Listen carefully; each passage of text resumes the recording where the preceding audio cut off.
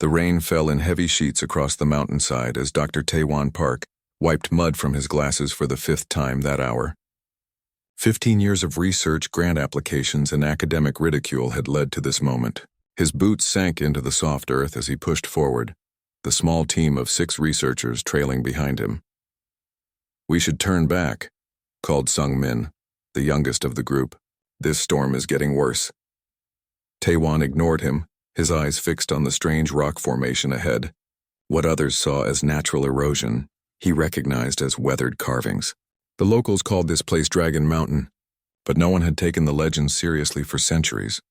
"Just a little further," Taewon said, his voice barely audible over the rain.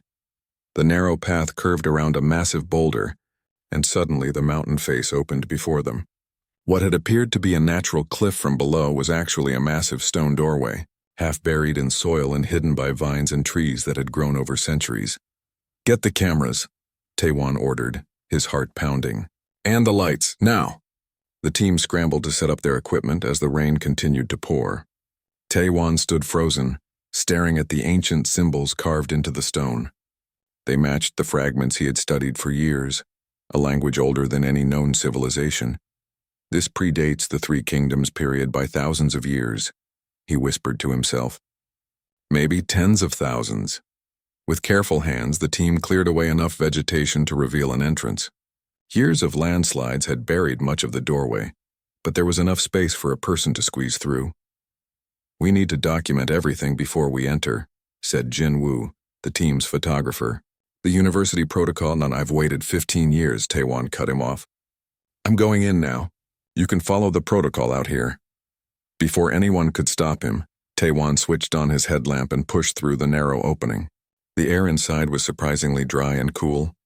His light revealed a long corridor, the walls covered in more of the strange symbols. Unlike the weathered exterior, these markings were crisp and clear, as if carved yesterday. "This is impossible," he breathed, running his fingers over the smooth stone. The sound of the others following him echoed in the corridor, but Taewon kept moving forward. The passage sloped downward, leading deeper into the mountain. After about 50 meters, it opened into a vast chamber that his light couldn't fully illuminate. "Bring the portable floodlights," he called back. When the team set up the lights, they all fell silent. The chamber was enormous, at least 30 meters across, with a domed ceiling that disappeared into darkness above. But what struck them all speechless was the massive statue in the center, a dragon. Not like the serpentine dragons of Korean folklore, but something different, powerful, with 4 limbs and massive wings folded against its back. It sat on its haunches, head raised proudly, eyes seeming to stare directly at them. The statue was made of a strange dark stone that seemed to absorb their light rather than reflect it. "It must be at least 12 meters tall," whispered Mireille, the team's structural engineer. "How did they build this inside a mountain?" "Maybe they built it first, then built the mountain around it," Taewon said, only half joking. As the team spread out to document the chamber, Taewon approached the dragon. Up close, the craftsmanship was even more remarkable. Every scale was perfectly detailed, the muscles beneath them suggesting tension and power. The face was fierce, but somehow intelligent, with eyes made of some crystalline material that caught the light in strange ways. The dating equipment shows anomalous readings, called Duhyun, from across the chamber. "Either it's malfunctioning or what?" asked Taewon. "Or this place is over 12,000 years old." The team exchanged nervous glances. Such a date would rewrite human history. "That's impossible," Jin Woo said. "No human civilization could have built this that long ago." Taewon turned back to the dragon statue, studying its face. Who said it was human? For the next several hours, the team worked methodically, documenting every inch of the chamber. They found more symbols covering the walls, floor, and even the ceiling. Some appeared to be writing. Others looked like star charts or mathematical formulas. As evening approached, most of the team returned to their base camp to secure their findings and call for additional resources. Taewon volunteered to stay behind with Mireille to continue working. "You should eat something," Mireille said, offering him a protein bar from her pack. Taewon waved it away. "I'm not hungry." The truth was, he couldn't tear himself away from the dragon. Something about it called to him. While Mireille worked on the far side of the chamber, Taewon circled the statue again and again, studying every detail. Near the base, he found a small panel with different markings than the rest. They seemed to glow faintly when his light hit them at certain angles. Without thinking, he pressed his palm against them. Nothing happened. "What did you expect?" he muttered to himself. "Some kind of secret door?" But he couldn't shake the feeling that he was missing something important. The dragon's eyes seemed to follow him as he moved, though he knew it was just a trick of the light. As midnight approached, Mireille finally convinced Taiwan to get some rest. "The dragon has been here for thousands of years," she said. "It will still be here tomorrow." Reluctantly, Taiwan agreed. But as Mireille packed up her equipment, he found himself drawn back to the statue one last time. Standing before the massive dragon head, he felt small and insignificant, yet somehow connected to something greater. On impulse, he climbed onto the base of the statue and reached up toward the dragon's head. Its ear, shaped like a swept-back horn, was just within his reach. Without understanding why, Taiwan leaned close and whispered two simple words. "Wake up." For a moment, nothing happened. Then so subtly he thought he imagined it. The crystal eyes flickered with an inner light. A low vibration began in the floor beneath him, growing stronger until small stones and dust fell from the ceiling. "Earthquake," Mireille shouted, dropping her pack and rushing toward the exit. "Taiwan, we need to get out now." Taiwan jumped down from the statue's base, but he couldn't tear his eyes away from the dragon. The vibration grew stronger, and a deep sound, like the largest bell ever made, resonated through the chamber. The crystal eyes were definitely glowing now, a soft blue light that pulsed like a heartbeat. "Taiwan," Mireille screamed from the corridor entrance. Finally breaking free from his trance, Taiwan ran toward her. They rushed through the corridor as the shaking intensified. Larger chunks of stone began falling around them. They barely made it outside before the entrance partially collapsed behind them. In the rain-soaked night, they found the rest of their team already awake and in panic. "What happened?" Sungmin asked, his face pale in the beam of his flashlight. "Just a small earthquake," Mireille said, catching her breath. "We're lucky we got out." But Taiwan knew it wasn't just an earthquake. As the team huddled together in the storm, discussing whether to abandon the site, he stared back at the mountain. For a brief moment, he thought he saw blue light shining through cracks in the rock face. "I woke it up," he whispered to himself, "and now everything changes." 3 days after the earthquake, the research team had grown from 6 to 26. News of their discovery had spread quickly through academic circles, though Taiwan had been careful to leave out certain details in his reports, like whispering to a dragon statue moments before the mountain shook. The collapsed entrance had been cleared enough to allow safe passage, and the main chamber was now filled with equipment, lights, and busy researchers. Everyone except Taiwan. He sat alone in a small side chamber they had discovered during the expanded exploration. Unlike the Grand Dragon Hall, this room was simple and bare, with only a stone bench and walls covered in the same strange symbols. Here, away from the excited chatter and constant camera flashes, he could think. "The dragon responded to me," he whispered to himself, still struggling to accept what had happened. Each night since, he had dreamed of blue crystal eyes and a voice that seemed to speak without words. A commotion from the main chamber pulled him from his thoughts. Rising from the bench, he made his way back to find the research team gathered around a newcomer. The man wore the uniform of the Korean Space Defense Force, a branch of the military created just 5 years ago to monitor potential threats from beyond Earth. "Dr. Park," called Jin Woo, waving him over. "This is Lieutenant Ji-ho Kim. He's asking for you specifically." The lieutenant was tall and stood very straight, his face serious as he extended a hand to Taiwan. "Dr. Park, I need to speak with you privately." Something in the man's tone made Taiwan's heart beat faster. "We can use the side chamber," he said, leading the way back to his quiet retreat. Once they were alone, Lieutenant Kim wasted no time. 3 days ago at approximately 23:47, did something unusual happen here?" Taiwan hesitated. "There was a small earthquake. It's all in my report. That's not what I'm asking." The lieutenant pulled out a tablet and showed Taiwan an image. It was a satellite view of the mountain, but overlaid with strange colors, blues and purples forming a pattern that radiated outward from their location. "This is an energy reading from one of our monitoring satellites. Nothing like it has ever been recorded before." Taiwan stared at the image, his mouth suddenly dry. "When was this taken?" 23:48, 3 nights ago, 1 minute after the earthquake began." The lieutenant's eyes narrowed. "What really happened here, Dr. Park?" For a moment, Taewon considered lying, but something told him that would be a mistake. "I spoke to the dragon statue," he said finally. I whispered, "Wake up," and then the mountain shook. Instead of the disbelief Taewon expected, Lieutenant Kim nodded slowly. "I need you to show me this statue." In the main chamber, most of the researchers had left for dinner at the base camp. Only a few remained, carefully cleaning sections of the dragon to reveal more details. The statue looked the same as before, imposing, ancient, and still. But Taewon couldn't shake the feeling that it was somehow more alert now, more present. "Everyone out," ordered Lieutenant Kim, flashing his military ID. "Security protocol. Please return to base camp until further notice." The researchers protested but eventually complied, leaving Taewon alone with the lieutenant and the dragon. "Now what?" Taewon asked. "Now we wait," said Lieutenant Kim, checking his watch. "The energy signature has been growing stronger each night at exactly the same time. If the pattern holds, something will happen in about 20 minutes. They sat in silence as the minutes ticked by. Taewon found himself staring at the dragon's crystal eyes, remembering the blue glow he had seen that night. "Why did you come alone?" Taewon asked suddenly. "Shouldn't there be a whole team for something like this?" Lieutenant Kim's expression remained neutral. "My superiors think I'm overreacting to a sensor malfunction. I'm here unofficially." Before Taewon could respond, his watch beeped. 3:47. At first, nothing happened. Then, so faintly he almost missed it, the crystal eyes began to glow. The blue light grew stronger, pulsing like a heartbeat. "It's happening," whispered Taewon.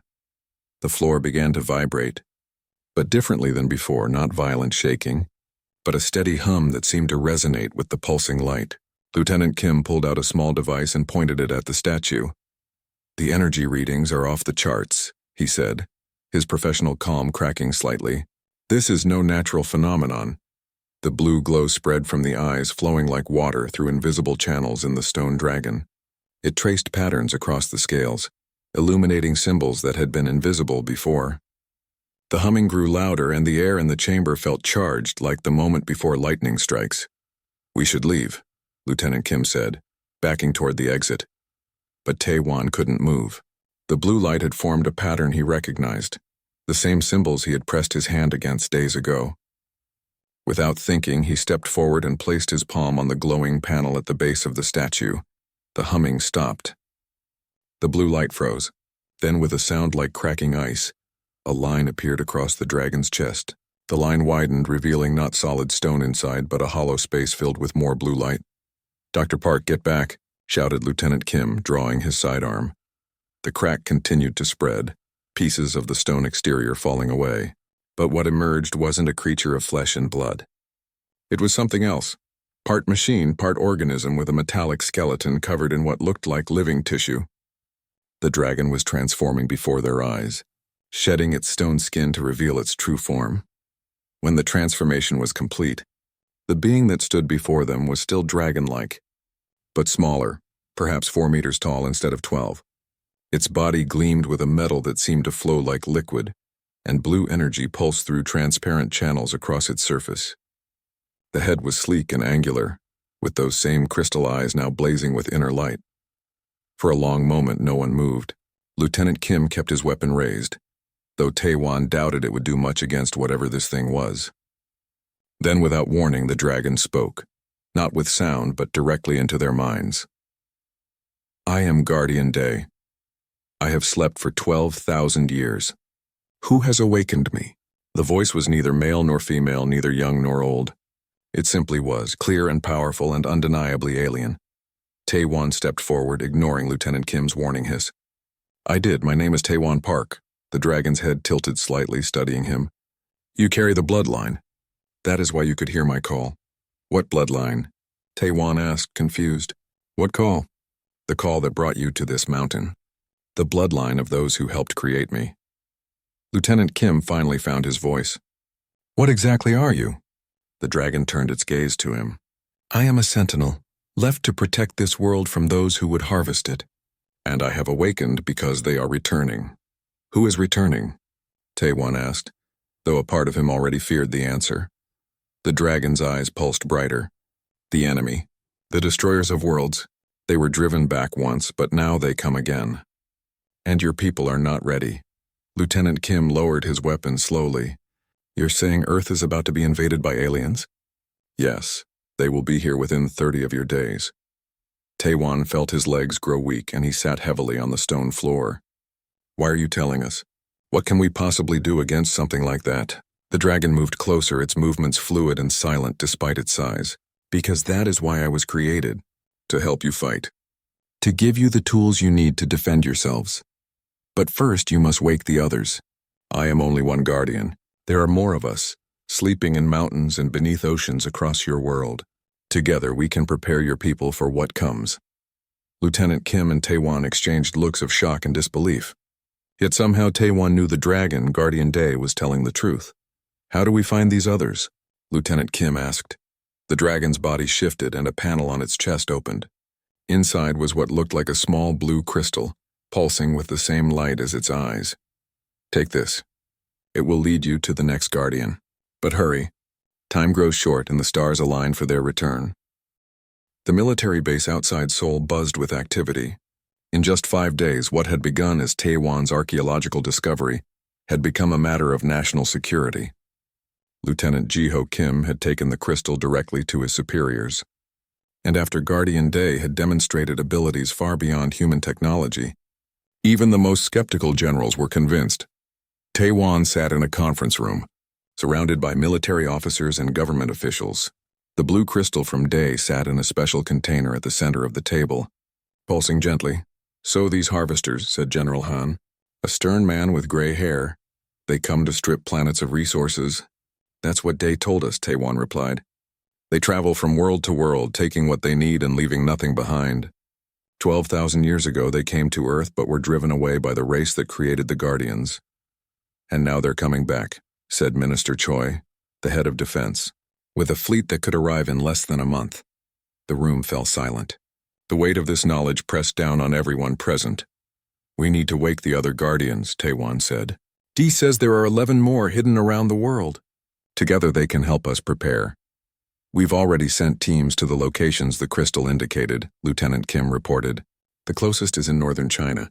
We're working through diplomatic channels to gain access. The door opened and a young woman in a military uniform entered. She carried a tablet and walked with quick, confident steps. Captain Hae-in Cho reporting as ordered, she said, saluting General Han. Captain Cho is our top engineer in advanced weapons systems, the general explained to the others. She'll be working with the Guardian to understand its technology. Taewon studied the newcomer. She was perhaps 30, with short black hair and intense eyes that immediately focused on the crystal. Has it shared any technical specifications yet? She asked, getting straight to business. Not exactly, Taewon said. Day communicates in concepts more than details. But he's waiting for you at the mountain facility. Captain Cho nodded. When do we leave? Now, said General Han. Dr. Park will accompany you. Lieutenant Kim will continue coordinating the search for the other Guardians. As they drove back to Dragon Mountain, Taewon found Captain Cho staring at him. Is something wrong? He asked. You're not what I expected, she said. When they told me an archaeologist had awakened an alien sentinel, I pictured someone older. Taewon smiled slightly. I'm older than I look. 15 years searching for Dragon Mountain aged me on the inside. What made you look there in the first place? She asked. The question caught him off guard. I'm not sure, he admitted. I found references in ancient texts, but honestly it was more of a feeling. Like I was being pulled there. Captain Cho nodded as if this made perfect sense. I've had dreams about dragons since I was a child. Blue light and metal wings. When I heard about your discovery, it felt like something clicking into place. Before Taewon could respond, they arrived at the mountain base. The site had been transformed in less than a week. Military tents surrounded the entrance and armed guards stood at attention. Inside, the ancient chambers were now filled with modern equipment, computers, sensors, and communication devices. Guardian Day waited in the main chamber, its metallic body reflecting the artificial lights. When it saw them enter, its crystal eyes brightened. You have brought another with the bloodline. Day's voice spoke directly into their minds. Captain Cho stopped in her tracks. What does that mean, the bloodline? Taewon had asked Day the same question over the past few days. According to Day, the race that built the Guardians, they called themselves the Shapers, didn't just leave and never return. Some of them stayed and mixed with early humans. You're saying we have alien ancestors? Captain Cho asked, her eyes wide. Not all humans, Day clarified. But some carry traces of Shaper DNA. It allows you to hear us, to understand our technology in ways others cannot. You both carry this heritage. Captain Cho approached Day slowly. That's why I was chosen for this assignment. Yes, your military leaders tested many for compatibility with our technology. You showed the strongest connection. Show her what you showed me, Taewon suggested. Day nodded, and the panels on its chest opened again. Inside was a complex arrangement of crystals and flowing metal, pulsing with blue energy. Captain Cho leaned closer, her eyes reflecting the light. It's beautiful, she whispered, and somehow familiar. This is our core technology, Day explained. Energy drawn from what you would call subspace, channeled through living metal and crystal matrices. With this, we can create weapons and shields far beyond your current capabilities. Can you teach us how to build them? Captain Cho asked. I can do better. I can help you adapt your existing technology to incorporate our principles. But we must work quickly. The harvesters will not come with a single ship, but with thousands. For the next several hours, Day shared knowledge that would have taken human science centuries to discover on its own. Captain Cho absorbed it all, sometimes finishing Day's explanations before the Guardian could complete them. Taewon watched in amazement as she quickly sketched designs for new weapons and defense systems. The principles are simple once you see them, she explained when she noticed Taewon's surprise. It's like I've always known this but couldn't access the knowledge until now. By evening, Captain Cho had transmitted the first set of designs to Seoul. Engineers there would begin building prototypes immediately. As they took a break to eat, Taewon's phone rang. It was Lieutenant Kim. We found another Guardian, Kim reported, his voice excited. In the mountains of northern China. The local team is preparing to wake it now. Tell them to wait, Taewon said urgently. Day should be there. There's a specific sequence. But Lieutenant Kim's next words cut him off. Too late. They already tried. But something's wrong. The Guardian isn't responding like Day did. It's angry. Taewon put the phone on speaker so Day could hear. Which Guardian? Day asked. Lieutenant Kim relayed the question to the team in China, then reported back. They say it's shaped like a serpent with 4 wings. Day's eyes flashed with concern. Guardian Suk. She was damaged in the last battle. Her memory core may be corrupted. I must go to her immediately. How? Captain Cho asked. It would take hours by helicopter, and we don't have a plane that could carry you. I do not need your aircraft, Day replied. The Guardian moved toward the exit, its body beginning to shift and change. I can fly. Outside, under the night sky, they watched as Day's form expanded. Wings unfolded from its back, stretching to an impressive span. With a sound like rushing wind, Day launched into the air, becoming a streak of blue light heading north. Will it come back? Asked one of the soldiers, watching in awe. He, Taewon corrected automatically. Though Day had no gender as humans understood it, Taewon had come to think of the Guardian as male. And yes, he'll return. But we need to prepare. If one Guardian is damaged, others might be too. Captain Cho nodded, already turning back to her work. We need to finish the weapons designs tonight. If the Chinese team woke a damaged Guardian, it could make things worse, Taewon finished her thought. Much worse. As they returned to the chamber, Taewon's phone rang again. This time it was General Han. Dr. Park, our deep space monitoring station just detected something entering the solar system, the general said, his voice tense. Multiple objects moving faster than anything we've ever tracked. Taewon's blood ran cold. How many? At least 20 large objects, possibly ships, and they'll reach Earth in less than 2 weeks, not a month as we thought. Captain Cho, hearing this, looked up from her designs.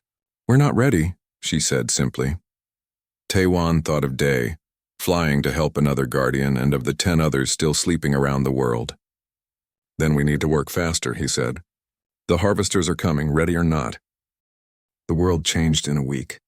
What began as a secret military operation became global knowledge when a damaged Guardian Suk broke free from the Chinese containment facility and flew over Beijing in broad daylight.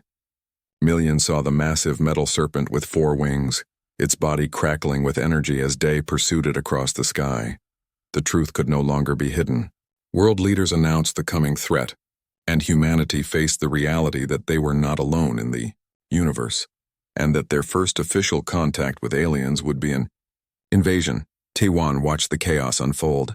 From the new International Defense Coordination Center, hastily established in Seoul, screens showed protests, panic buying, and religious gatherings across the globe.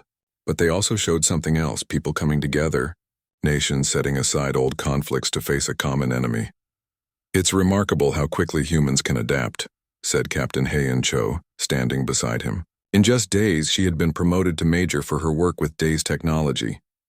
"We've always been good at uniting against a common threat," Taiwan replied. "I just wish we didn't need one to work together." Lieutenant Kim entered the room, looking tired but excited. "Good news. Guardian Suk has been stabilized. Day was able to repair her memory core. And the others?" Taiwan asked. 8 more have been awakened successfully. Teams are still searching for the final 2, but Day thinks they might be underwater, Pacific Ocean and Mediterranean Sea. Major Cho nodded, turning back to her workstation where complex holographic designs floated in the air. "We need all 12. Each Guardian contains part of the defense network. Without all of them, the planetary shield won't work." The planetary shield was their last hope if the weapons failed. A massive energy barrier that could surround Earth, powered by the combined strength of all 12 Guardians. But it required technology they were still struggling to build. "How are the weapon systems coming?" Lieutenant Kim asked. Major Cho gestured to another screen showing factories working around the clock. "The first batch of Guardian Tech missiles will be ready tomorrow. The energy cannons are more complex, maybe 3 more days. But even with these weapons, we're outmatched. The Harvester fleet is massive. Recent deep space images had revealed the true scale of the threat. Not 20 ships as first thought, but hundreds. With one enormous vessel at the center that Day identified as the Harvester command ship. Day says their technology has advanced since their last visit, Taiwan said. They've had 12,000 years to improve just as we have. A soft chime interrupted them, and all 3 turned to see Day entering the room. The Guardian moved with fluid grace despite its size, the blue energy flowing through its body pulsing steadily. "Suk is fully recovered," Day reported. "She has joined the search for our missing siblings." "That's good news," Taiwan said. "We need all the help we can get." Day moved to Major Cho's workstation, studying the designs. "Your adaptation of our technology is impressive. Few species learn this quickly." "It doesn't feel like learning," Major Cho admitted. "It feels like remembering." Day's crystal eyes brightened. "That is the bloodline at work. The knowledge is in your DNA, passed down through generations." Lieutenant Kim frowned. "I still don't understand why these Shapers left Guardians behind instead of staying to protect Earth themselves." "They were dying," Day explained. "Their civilization was ancient when they found Earth, and their numbers few. They saw potential in early humans, a young species with room to grow. So they shared their DNA, left us as Guardians, and continued their journey to find a new home." "Did they find one?" Taiwan asked. "We do not know. Our connection to them ended long ago." A new alert sounded, and General Han's face appeared on the main screen. "Dr. Park, Major Cho, the Harvester fleet has accelerated. New arrival estimate is 72 hours. The room fell silent. 3 days, not 7 as they had planned. "We're not ready," Lieutenant Kim said, voicing what they all thought. "We must be ready," Day replied. "I have a suggestion that may help. Major Cho, your connection to our technology is the strongest I have seen. With your permission, I can enhance this connection." "Enhance how?" she asked. "A direct neural link. It would allow you to control our weapon systems with your mind, much faster than manual operation." Major Cho looked at Taiwan, uncertainty in her eyes for the first time since he'd met her. "Is it safe?" "There is risk," Day admitted, "but it may give us the advantage we need." Before she could answer, another alert sounded. A scientist from the research team appeared on screen. "Dr. Park, we've analyzed the DNA samples from you and Major Cho," the scientist reported. "The results are unusual. The alien genetic markers are concentrated in specific areas related to brain function. In Major Cho's case, they're particularly pronounced in regions associated with spatial reasoning and pattern recognition. That explains her natural understanding of the Guardian technology," Taiwan said. "Yes, but there's more," the scientist continued. "Your markers, Dr. Park, are different. They're concentrated in areas linked to intuition and empathic connection. It's as if you were designed to communicate with the Guardians, while Major Cho was designed to use their technology. The word designed hung in the air, heavy with implication. Not designed, Tay corrected, guided. The Shapers did not force these changes but encouraged natural evolution along certain paths. They saw what humans could become. Major Cho straightened her shoulders, decision made. I'll do the neural link. Hey in, Taewon said, using her first name for the first time. Are you sure? She nodded. If I was born for this moment, I won't turn away from it now. The procedure took place in a specially prepared room. Day stood at the center with Major Cho seated before the Guardian. Taewon and Lieutenant Kim watched from behind a safety barrier, along with medical staff ready to intervene if needed. This will not be painful, Day assured her, but you may experience unusual sensations. The Guardian placed one metallic hand on Major Cho's forehead. Blue energy flowed from Day's body into hers, creating glowing patterns beneath her skin. Her eyes flew open, now shining with the same blue light as the Guardian's. For several minutes, neither moved. Then slowly the light faded from Major Cho's eyes, though faint blue lines remained visible beneath her skin, tracing the path of veins and nerves. Hey in, Taewon called anxiously. Are you okay? She turned to look at him and he gasped. Her eyes had changed, still human but with small flecks of crystal blue that caught the light. I'm more than okay, she said, her voice steady. I understand now. All of it. She rose and walked to a nearby computer terminal. Without touching the keyboard, the screen came to life, displaying weapons schematics that began to change and improve before their eyes. We've been thinking too small, she said. The Guardian technology can do so much more than we realized. Over the next 48 hours, Major Cho worked without rest, directing teams around the world to modify their defenses. Day and the other Guardians, now numbering 11 with only one still missing, took positions at strategic points around the globe. Taewon stayed by Major Cho's side. Bringing her food she barely touched and asking questions she answered with increasing brevity. He worried about the changes in her but couldn't deny the results. Their defenses were stronger than they could have hoped. As the deadline approached, world leaders gathered virtually to hear the final defense plan. Major Cho stood before them, calm and focused despite not having slept for 2 days. The Harvester fleet will arrive tomorrow at 0600 hours, she explained. They will likely begin with a show of force, destroying a major city or military installation to demonstrate their power. Which city? Asked the American president, tension clear in his voice. Unknown. But it doesn't matter because we won't let it happen. Major Cho brought up a holographic display of Earth surrounded by 12 glowing points. The Guardians will create a partial shield to protect our atmosphere. Our new weapons will target their smaller ships, but the key is their command vessel. She zoomed in on an image of the massive ship at the center of the Harvester fleet. According to Day, the Harvesters operate with a hive mind centered on this ship. If we can destroy it, the rest will be thrown into chaos. And can we destroy it? Asked the Chinese premier. Major Cho's eyes flashed blue for a moment. Yes, but we need the final Guardian. The search teams found it yesterday in the Mediterranean, but it's damaged worse than Suk was. Day believes I can help repair it with my neural link. That means leaving the command center before the battle, General Han pointed out. Is that wise? It's necessary, she replied simply. Without all 12 Guardians, we can't generate enough power for a full planetary shield if our initial attack fails. The meeting ended with reluctant approval of her plan. As the screens went dark, Taewon approached her. You're pushing yourself too hard, he said quietly. The neural link is changing you. She looked at him, those crystal flecks in her eyes catching the light. It's showing me what I can be, Taewon. What humans can be. Isn't that what you wanted when you whispered to that dragon statue? He had no answer for that. As she turned to leave for the Mediterranean, he caught her arm. Just promise you'll come back.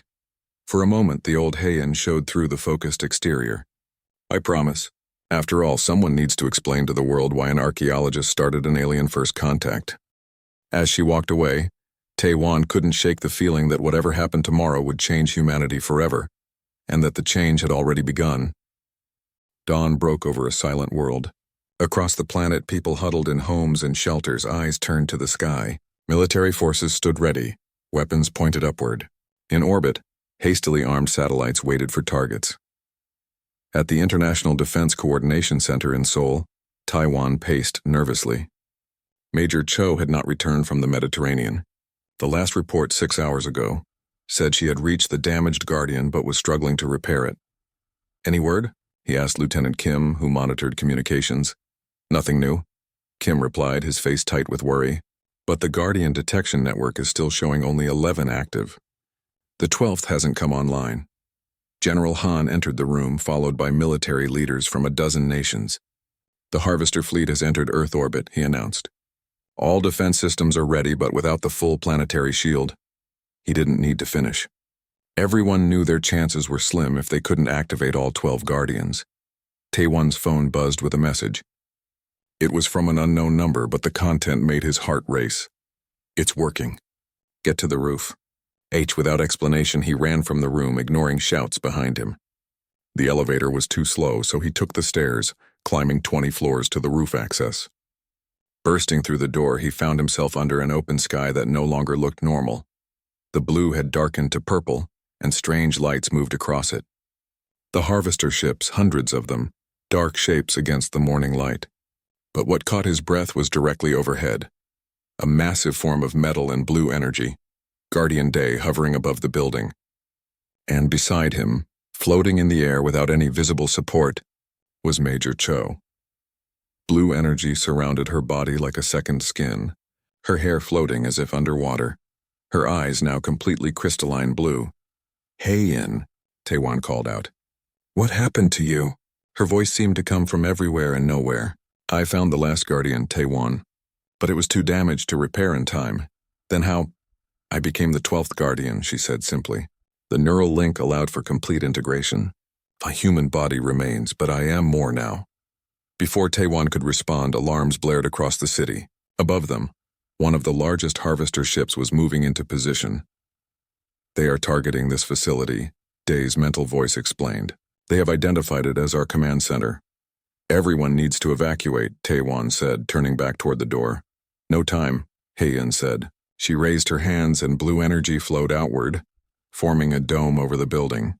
"Get back inside and tell them the planetary shield is ready." "All 12 Guardians are active now." Taewon hesitated, not wanting to leave her. "Go," she insisted. "I can't hold this local shield and help coordinate the global one. Trust me, Taewon." He ran back downstairs, bursting into the command center where chaos had erupted. On the main screen, the harvester ship was charging what appeared to be a massive weapon. "Major Cho is on the roof," Taewon shouted over the noise. "She says all 12 Guardians are active." "The planetary shield is ready." General Han looked at him in confusion. "How?" "The 12th Guardian was still offline a minute ago." "She became the Guardian," Taewon explained, knowing how impossible it sounded. "The neural link, it transformed her somehow." Before anyone could question this, Lieutenant Kim called out, "Energy spike from the harvester ship." "They're firing!" Everyone braced for impact, but instead of destruction, the building was bathed in blue light as Haein's shield absorbed the blast. "It worked," someone whispered in awe. On screens around the room, reports flooded in from around the world. All 11 original Guardians had taken flight, positioning themselves at equal distances around the planet.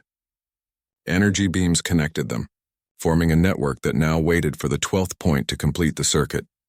"Tell Major Cho we're ready for the planetary shield," General Han ordered. Taewon ran back to the roof. The harvester ship had moved closer, preparing for another attack. Haein still floated beside Day, maintaining the local shield that had saved them. "They're ready," Taewon called to her. "The other Guardians are in position." She nodded, then turned to Day. Some unspoken communication passed between them and both rose higher into the air. "What's happening?" Taewon asked. "The planetary shield requires the 12th Guardian to take the final position," she explained, her voice strangely distant. "I have to go, Taewon." "Go where?"